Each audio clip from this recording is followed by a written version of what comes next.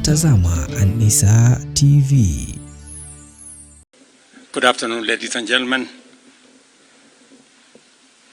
Fellow Kenyans, the last 2 weeks have been a difficult time for us as a country, where Kenyans have regrettably lost lives, many have been injured, property destroyed, and our institutions, especially constitutional institutions, attacked.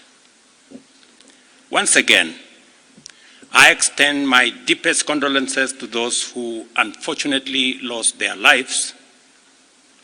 One life, as we all know, lost is a life too many. To the mothers, fathers, siblings, relatives, and friends of those who lost their lives, my deepest sympathies and condolences to you all. Equally, to the many others who are injured and recuperating, I wish them quick recovery. The government of Kenya will support all those who've lost their lives and those who've been injured. Despite all this, as a nation, we are finally discussing issues. We are not discussing tribes, personalities, or political formations, but rather we are discussing issues that affect each and every one of us. Issues of taxation, debt, budget, corruption, the cost of living, unemployment, and opportunities for all Kenyans, especially our young people. If you go back on my Twitter account, I made a commitment to the country in 2019-2020 that the conversation in Kenya is going to change. It is not going to be about personalities. It is not going to be about positions. It is not going to be about tribes. It is going to be about issues. Today, that situation is true, that we are having a conversation about issues in our country. We must all be proud of ourselves that we have managed to elevate the debate in our country to the level of issues that affect all of us. I am very happy that we are having a conversation about jobs for our young people, about opportunities for business, about manufacturing, about taxation, about debt, and all the other things that are important to all of us. I make this statement to highlight the actions taken in response to the overwhelming public feedback in the recent days, and to fulfill my commitment to continuously and effectively listen to the people of Kenya, and to underscore my intention to always take public contributions in good faith, applying them to enrich policy making, governance, and government programs. Public debt is and continues to be a major point of engagement and conversation in Kenya. I have today appointed an independent task force to carry out a comprehensive forensic audit of our public debt and report to us in the next 3 months. This audit will provide the people of Kenya with clarity on the extent and nature of our debt, how public resources have been expended, and will also recommend proposals for managing our public debt in a manner that is sustainable and does not burden future generations. The consequence of withdrawing the finance bill is the reduction of our revenue targets by 346 billion. Over the last few days, our Treasury team has been assessing the adverse impact of either reducing the budget by 346 billion in full or borrowing the 346 billion in full. And cutting the entire amount in our assessment would significantly and drastically affect the delivery of critical government services, while borrowing the whole amount in full will occasion a fiscal deficit by a margin that would have significant repercussions on many sectors, including our exchange rates and interest rates. We have since, after extensive consultations, struck a middle ground, and we will be proposing to the National Assembly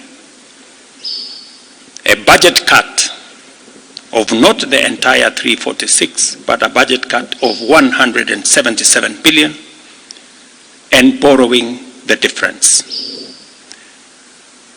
Whatever we are going to borrow, the difference, will increase our fiscal deficit from what I intended to be 3.3% of our GDP.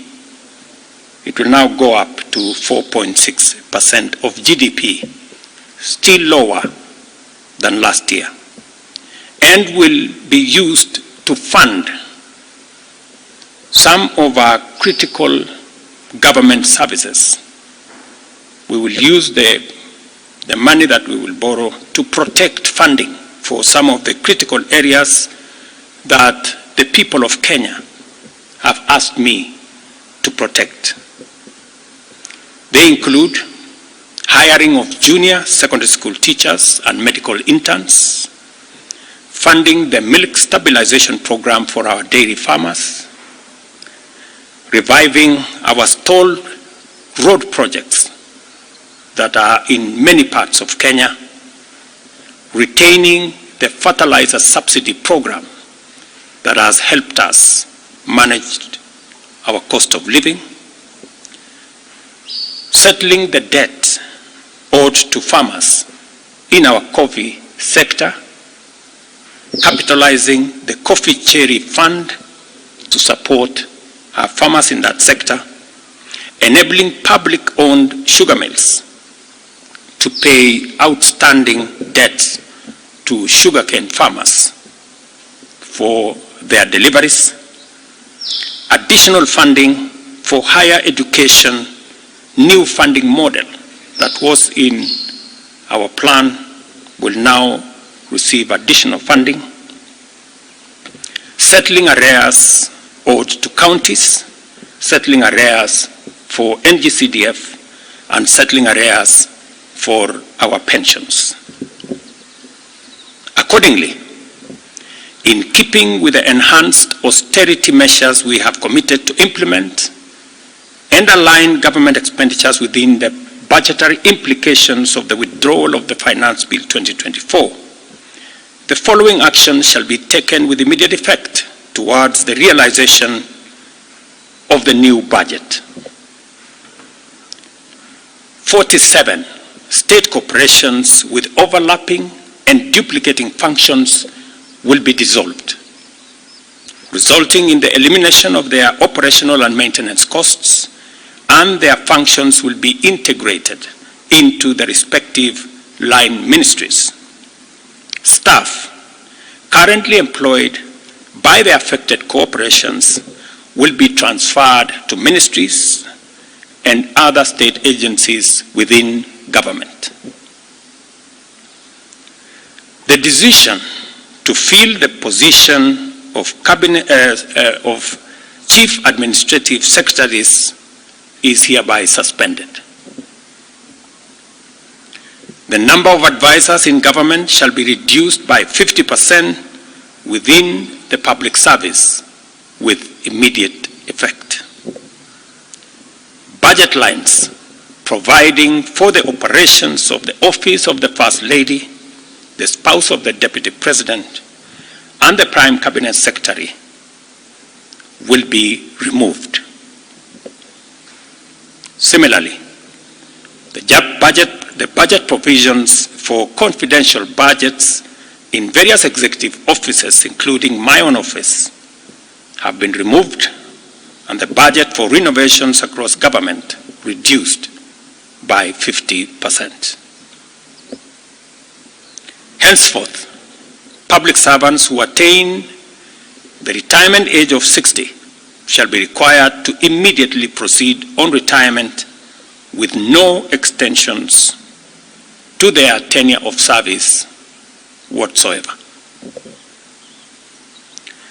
The purchase of new motor vehicles by the government is suspended for 12 months, except for security agencies, while a new policy on transport for public officers will be developed. All non-essential travel by state and public officers is hereby suspended. No state officer or public servant shall participate in public contributions or haram phase going forward. The Attorney General is hereby directed to prepare and submit legislation to this effect and develop a mechanism for structured and transparent contributions for public, charitable, and philanthropic purposes. These measures will be followed by changes in government that I will be making shortly.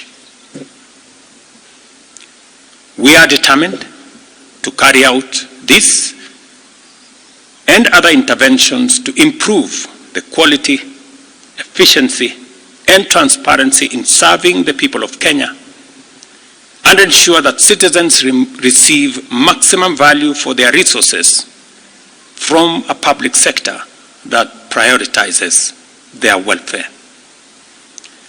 I believe these changes will set out our country on a trajectory towards economic transformation, enabling us to achieve the strategic objectives of the bottom-up economic transformation agenda and deliver our commitment to radically enhance opportunities for all Kenyans and transform our country.